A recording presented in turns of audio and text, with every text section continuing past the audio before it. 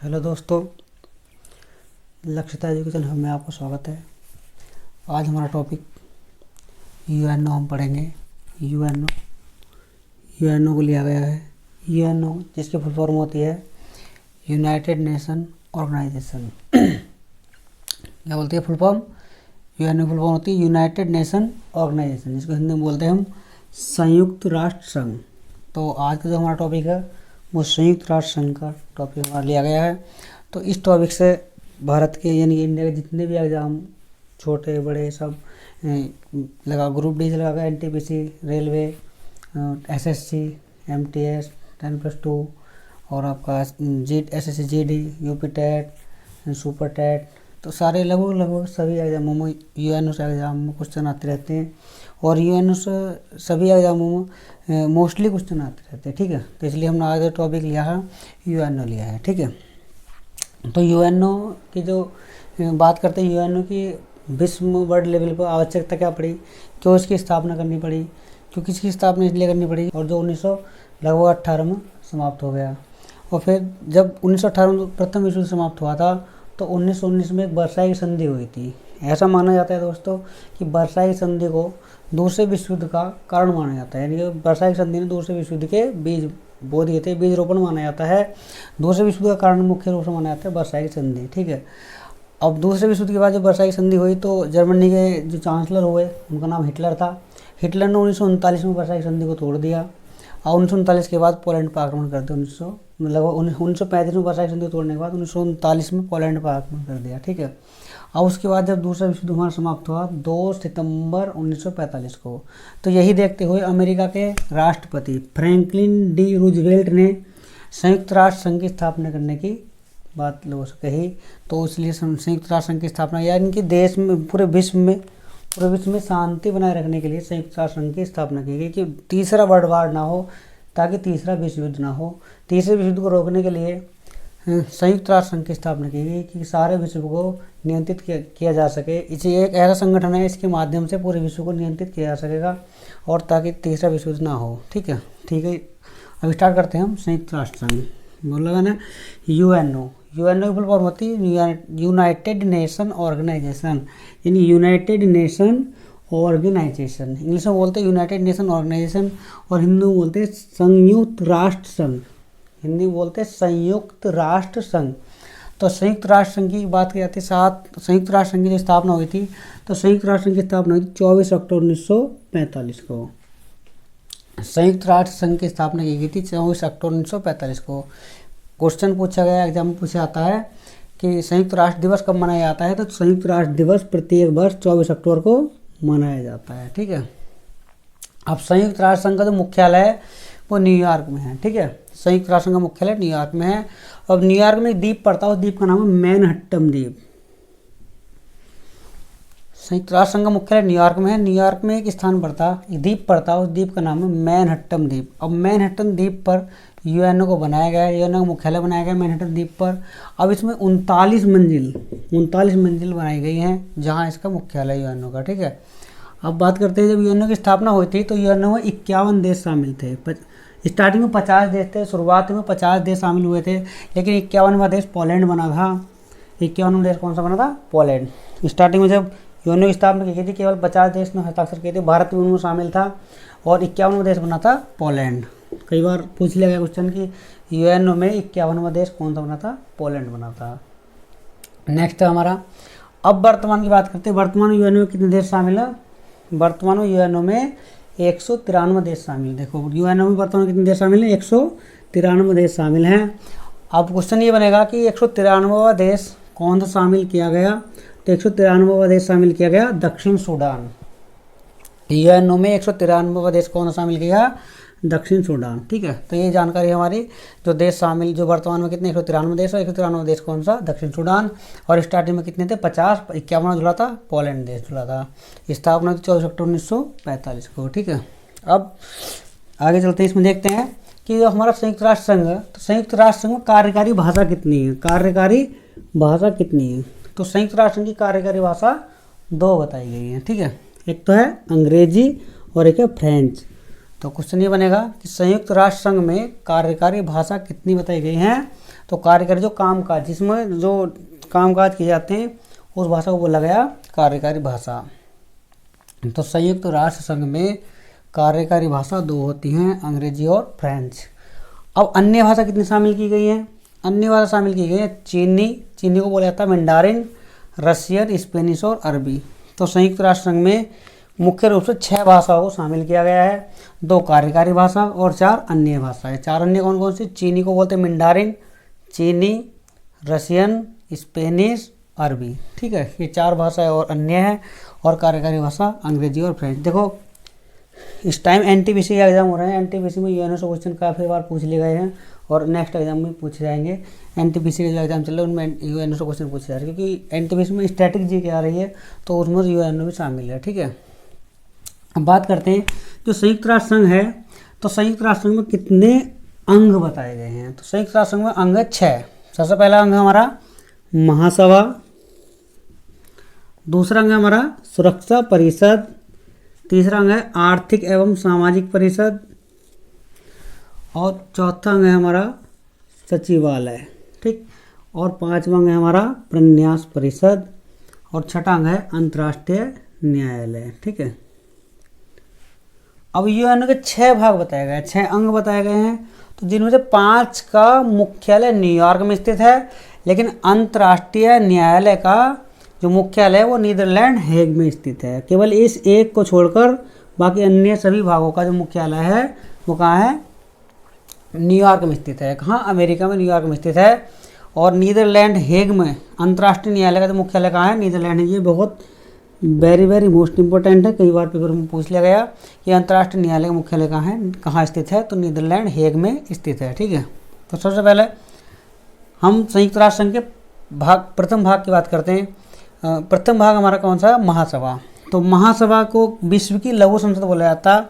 महासभा में क्या होता है, जब संयुक्त राष्ट्र संघ के जो पूरे वर्ल्ड लेवल पे इसमें 193 देश शामिल हैं, तो इस महासभा में 193 देशों के प्रतिनिधि शामिल होते हैं, जो इसके अपने विचारों को रखकर वहाँ अपने विचार रखे जाते हैं। ठीक है, तो महासभा को विश्व की लघु संसद के रूप में जाना जाता है। क्वेश्चन बनेगा विश्व की लघु संसद किसे कहते हैं? तो विश्व की लघु संसद की बोली जाती है महासभा को। महासभा को विश्व की लघु संसद कहा जाता है। अब महासभा का जो सत्र स्टार्ट होता है, शुरुआत होती है महासभा के सत्र की शुरुआत होगी तो वो सितंबर माह के तीसरे मंगलवार से होती है।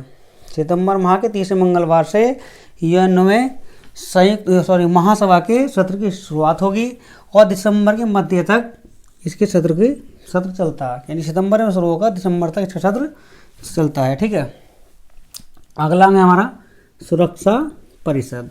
ठीक, अब सुरक्षा परिषद को इसलिए बनाया गया कि पूरी दुनिया में कोई देश किसी दूसरे के देश के ऊपर आक्रमण न करे, यानी कि शांति बनाए रखने के लिए बनाया गया कि अगर कोई किसी को परेशान करता है या किसी के ऊपर आक्रमण करता है तो सुरक्षा परिषद को इसलिए इसका गठन इसलिए किया गया कि इसका काम है शांति स्थापित करना। माने पूरे विश्व में शांति स्थापित करने का काम किसका है?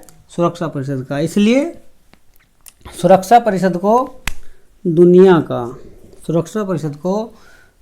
का पुलिसमैन कहा जाता है। क्वेश्चन बनेगा दुनिया का पुलिसमैन किसे कहा जाता है? तो दुनिया का पुलिसमैन कहा जाता है सुरक्षा परिषद को। अब बात करते हैं जो सुरक्षा परिषद है, सुरक्षा परिषद में कितने सदस्यों को शामिल किया गया है? तो सुरक्षा परिषद में 15 सदस्यों को शामिल किया गया है, जिसमें 5 स्थायी और 10 अस्थायी सदस्यों को शामिल किया गया है। और 5 जो स्थायी सदस्य हैं इनको वीटो पावर प्रदान की गई कि विश्व में अगर कोई भी देश किसी दूसरे देश को परेशान करता तो इनका काम हो उसको नियंत्रित करना। ठीक है, तो विश्व में शांति बनाए रखने का काम किसका? तो ये 5 देश हैं। इन 5 देशों को स्थायी सदस्यता प्रदान की गई है और इनके पास वीटो पावर प्रदान कर दी गई है। ठीक है, इनके पास क्या है? वीटो पावर दी गई है। अब बात करती है 5 देश कौन से। इन 5 देशों से क्वेश्चन बनेगा कि कौन से 5 देश हैं जो स्थायी सदस्य कहाँ? सुरक्षा परिषद के। ठीक है, तो इसके सूत्र बनता ABCFR। ABCF मान के चलो कि ABC 3 में इनमें झगड़ा हो गया और FR यानी FR झगड़े के बाद कहाँ जाएंगे? FIR कराने जाएंगे। तो इसमें आई तो है नहीं है, तो क्या ABC तीनों में झगड़ा हुआ, कहाँ गए? FR कराना। तो ठीक है, ये शॉर्ट ट्रिक की याद करने की। तो ABCFR, ABC में झगड़ा हुआ, कहाँ गए? FR कराना। ठीक है, तो ABCFR क्या है? स्थायी सदस्यों की ट्रिक है। तो A से अमेरिका, बी से ब्रिटेन, सी से चीन, एफ से फ्रांस, आर से रूस। एक बार और बता रहे हैं, A B C F R, A से अमेरिका, बी से ब्रिटेन, सी से चीन, एफ से फ्रांस, आर से रूस। तो इस प्रकार से A B C F R क्या हो गए, 5 स्थायी सदस्य हो गए। अब ये जो 10 अस्थायी सदस्य इधर ये अस्थायी सदस्य होते हैं, तो इन अस्थायी सदस्यों में क्या होता है, इनका जो कार्यकाल होता है 2 वर्ष का कार्यकाल होता है। ठीक है, इस बार भारत 8वीं बार, क्वेश्चन अभी करंट का क्वेश्चन है, इंपॉर्टेंट क्वेश्चन है, पूछा जा सकता है, कहीं भी किसी भी एग्जाम में पूछा जा सकता है। भारत 8वीं बार 2021 में सुरक्षा परिषद का अस्थायी सदस्य चुना गया है। भारत ने स्थायी सदस्य बनने की कई बार कोशिश की है, भारत स्थायी सदस्य की होड़ में लगा हुआ है कि स्थायी सदस्य एक बार हम बन जाएं, लेकिन अभी भारत स्थायी सदस्य कभी भी नहीं बना। तो 8वीं बार अस्थायी सदस्य के रूप में चुना गया 2021 में। और अस्थायी सदस्यों का कार्यकाल कितना होता, तो अस्थायी सदस्यों का कार्यकाल होता 2 वर्ष का। ठीक है, अगला जो भाग है हमारा, अगला हमारा संयुक्त राष्ट्र संघ का भाग है आर्थिक एवं सामाजिक परिषद। तो आर्थिक एवं सामाजिक परिषद का मतलब होता पूरे विश्व में आर्थिक स्थिति को और सामाजिक स्थिति को सुधारने के लिए आर्थिक एवं सामाजिक परिषद की स्थापना की गई है। इसमें वर्तमान में 54 देश शामिल किए गए हैं। ठीक है, 54 देश शामिल किए गए हैं। क्वेश्चन बनेगा आर्थिक एवं सामाजिक परिषद में कितने देशों को शामिल किया गया है, तो आर्थिक एवं सामाजिक परिषद में 54 देशों को शामिल किया गया है और इसके सदस्य कार्यकाल होता 3 वर्ष का। क्वेश्चन इंपॉर्टेंट है। क्वेश्चन बनेगा आर्थिक एवं सामाजिक परिषद के सदस्य कार्यकाल कितना होगा, तो कितने वर्ष का होगा, 3 वर्ष का कार्यकाल होगा।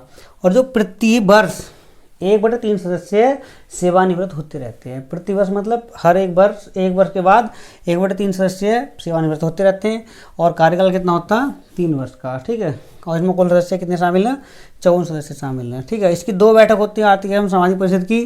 तो वर्ष में 2 बार बैठक होंगी, तो अप्रैल में न्यूयॉर्क में होती है और जुलाई में जिनेवा में होगी। ठीक है, अप्रैल माह में जो होगी तो न्यूयॉर्क में होगी और जुलाई में कहाँ होगी, जिनेवा में होगी। तो वर्ष में आर्थिक एवं सामाजिक परिषद की 2 बैठकें होती हैं। ठीक है, तो ये 3 भाग हमारे कंप्लीट हो गए, किसके, यूएनओ के। नेक्स्ट चलते हैं सचिवालय।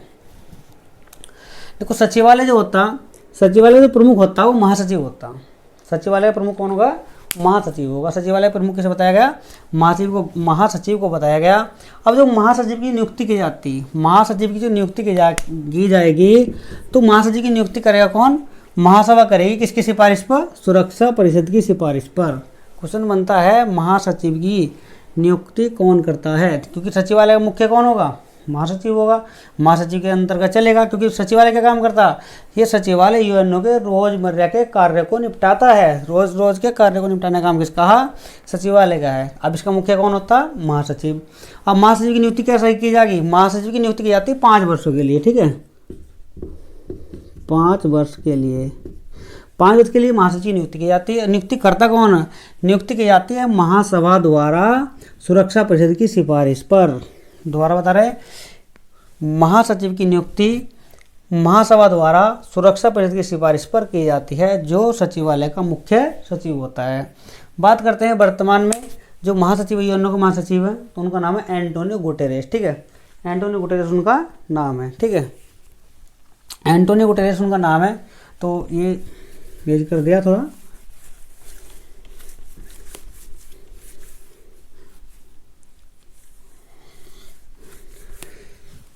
महासचिव की जो नियुक्ति होती है 5 वर्ष के लिए होती है। तो वर्तमान में कौन है, वर्तमान में महासचिव कौन है यूएनओ के, उनका नाम है एंटोनियो गुटेरेस।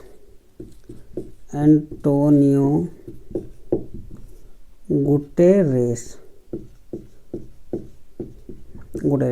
तो एंटोनियो गुटेरेस यूएनओ के महासचिव वर्तमान में।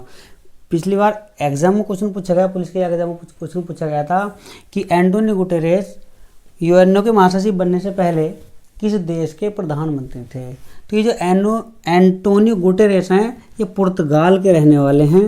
पुर्तगाल, ठीक है, तो पुर्तगाल के रहने वाले हैं। तो ये पुर्तगाल के प्रधानमंत्री थे, यानी एंटोनियो गुटेरेस यूएनओ के अध्यक्ष महासचिव बनने से पहले पुर्तगाल के प्रधानमंत्री थे। ये क्वेश्चन आया था, यूपी पुलिस में क्वेश्चन आ चुका है कि एंटोनियो गुटेरेस यूएनओ के महासचिव बनने से पहले किस देश के प्रधानमंत्री थे? किस देश के प्रधानमंत्री थे? पुर्तगाल के प्रधानमंत्री थे। अब रहने वाले कहाँ के? पुर्तगाल के, तो वहाँ की श्योर सी बात है, तो कहाँ के होंगे? पुर्तगाल के होंगे। अब बात करते हैं यूएनओ के महासचिव की। तो यूएनओ के सबसे पहले महासचिव उनका नाम था त्रिगबेली। त्रिगबेली, ठीक है, क्या नाम था उनका? त्रिगबेली। ये नॉर्वे के थे, नॉर्वे के। तो यूएनओ के सबसे पहले जो महासचिव थे उनका नाम त्रिगबेली था, जो कहाँ के रहने वाले थे? नॉर्वे के रहने वाले थे, ठीक है। तो अब इनसे पहले, एंटोनियो गुटेरेस से पहले कौन थे? इनसे पहले थे बान की मून। उनका नाम था बान की मून। बान की मून, बान की मून, यानी कि एंटोनियो गुटेरेस से पहले जो संयुक्त यानी कि सचिवालय के यूएनओ के जो अध्यक्ष रहे हैं, तो उनका नाम, यूएनओ के जो महासचिव रहे हैं उनका नाम था बान की मून। ये दक्षिण कोरिया के रहने वाले थे। दक्षिण कोरिया के निवासी थे। दक्षिण कोरिया के रहने वाले थे कौन? बान की मून। एंटोनियो गुटेरेस से पहले बान की मून थे। और संयुक्त राष्ट्र संघ के पहले महासचिव का क्या नाम था? त्रिगबेली उनका नाम था, जो कहाँ के रहने वाले थे? नॉर्वे के रहने वाले थे, ठीक है। नेक्स्ट है, अगला है हमारा प्रन्यास परिषद। देखो प्रन्यास परिषद का मतलब क्या होगा? प्रन्यास परिषद का मतलब होगा ट्रस्ट वगैरह, ठीक है। तो प्रन्यास परिषद की स्थापना इसलिए की गई थी कि जो देश अल्प विकसित या विकासशील देश हैं, या दूसरे विश्व युद्ध के बाद जो पिछड़े हुए देश रहे, तो उन देशों को आगे बढ़ाने के लिए जो संपन्न देश है, जैसा हमारा ऑस्ट्रेलिया है, अमेरिका है, इन देशों को ये जिम्मेदारी दी गई कि आपको जो निम्न देश हैं, जो अल्प विकसित देश हैं, उन देशों की मदद करने का काम किसका है? आपका है। किनका? जो विकसित देश हैं। तो इस प्रन्यास परिषद के अंतर्गत ये कहा गया था कि जो अल्प विकसित देश हैं, उन देशों को, जो विकसित देश हैं, वे आगे बढ़ाने में मदद करेंगे और उनकी सहायता करेंगे। इसलिए प्रन्यास परिषद की स्थापना की गई थी, ठीक है। अब सबसे मुख्य अंग रह गया हमारा कौन सा? अंतर्राष्ट्रीय न्यायालय, ठीक है। कौन सा हमारा? छठा है हमारा अंतर्राष्ट्रीय न्यायालय। अंतर्राष्ट्रीय न्यायालय। तो अंतर्राष्ट्रीय जो न्यायालय है, इसकी स्थापना की गई थी 3 अप्रैल 1946 को। 3 अप्रैल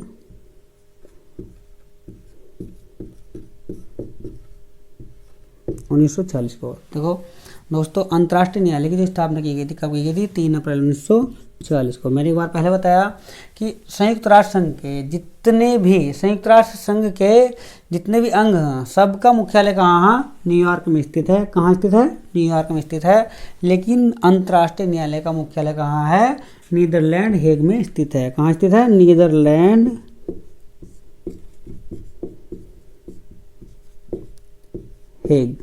हेग में स्थित है, ठीक है। तो इसका मुख्यालय कहाँ हो गया? नीदरलैंड हेग में स्थित हो गया, ठीक है। अब बात करते हैं कि जो हमारा जो अंतर्राष्ट्रीय न्यायालय है, तो अंतर्राष्ट्रीय न्यायालय में 5 अध्याय और 70 धाराएं शामिल हैं, ठीक है। 5 अध्याय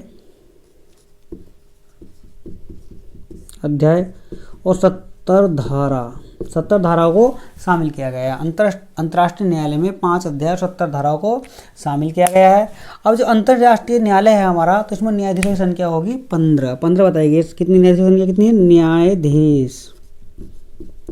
न्यायाधीशों की संख्या कितनी होगी? 15, ठीक है। अंतर्राष्ट्रीय न्यायालय में न्यायाधीशों की संख्या कितनी होगी? न्यायाधीशों की संख्या होगी 15। न्यायाधीशों की संख्या बताएगी 15, ठीक है। अब बात करते हैं कि जो हमारा जो अंतर्राष्ट्रीय न्यायालय है, तो उनके न्यायाधीशों का कार्यकाल कितना होगा? 9 वर्ष का। कितने वर्ष का होगा? 9 वर्ष का कार्यकाल होगा। अंतर्राष्ट्रीय न्यायालय में न्यायाधीशों का कार्यकाल होगा 9 वर्ष का, ठीक। अब बात करते हैं अंतर्राष्ट्रीय न्यायालय में वर्तमान में भारत के जो मुख्य न्यायाधीश है वे कौन है? उनका नाम है दलवीर भंडारी।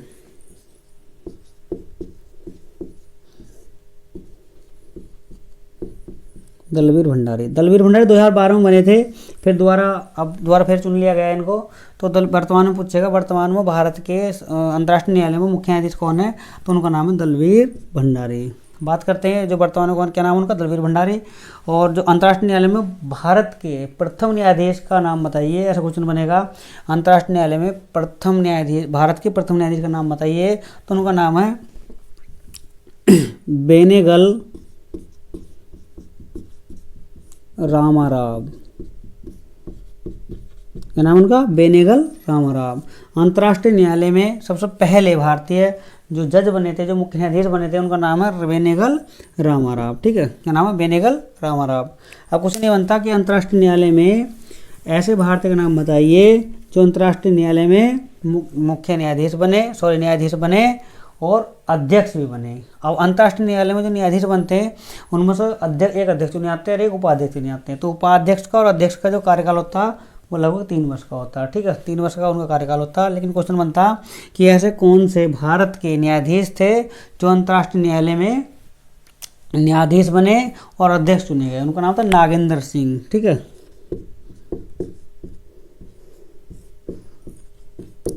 नागेंद्र सिंह। ठीक है, तो उनका नाम था नागेंद्र सिंह। तो ये हमारे अंतर्राष्ट्रीय न्यायालय में भारत के न्यायाधीश रहे हैं। ठीक है, अब बात करते हैं अंतर्राष्ट्रीय जो न्यायालय है, अंतर्राष्ट्रीय न्यायालय का तिरंगा यानी वो राष्ट्रीय प्रतीक क्या है?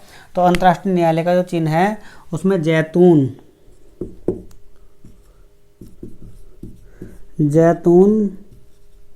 की पत्ती।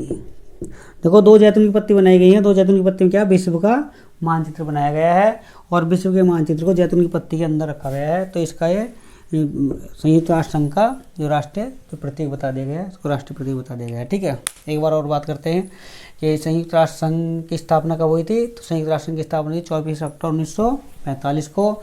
और यूएनओ की फुल फॉर्म क्या है? यूनाइटेड नेशन ऑर्गेनाइजेशन, हिंदी में बोलते हैं संयुक्त राष्ट्र संघ।